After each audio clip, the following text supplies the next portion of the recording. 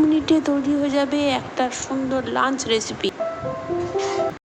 একটা মিক্সার গ্রাইন্ডারে 2 চামচ সাদা সর্ষে, 1 চামচ কালো সর্ষে এবং 2 চামচ পোস্ত দিয়ে আবার সেই পাউডার বানিয়ে নিলাম।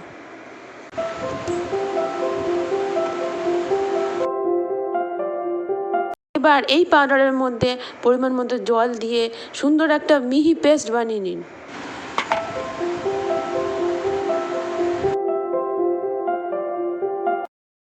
এবার একটি মাইক্রোওভেন বোল নিয়ে নিন।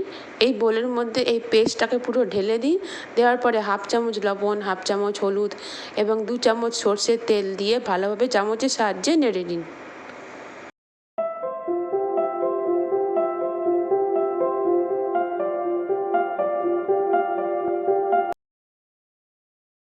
এরপর ওই কলা ডালের বড়িগুলো নিয়ে এবং 2টো কাঁচা লঙ্কা দিয়ে ওই পাউডারের জলের মধ্যে ভাসিয়ে দিন।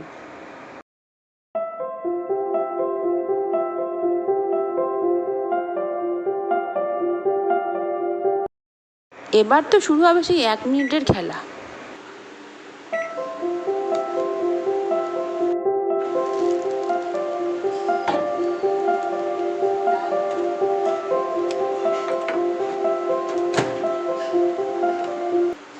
তাহলে আর চিন্তা কিসের, এবার টাইমিংটা সেট করে এবার বসিয়ে দিন রান্নাটা।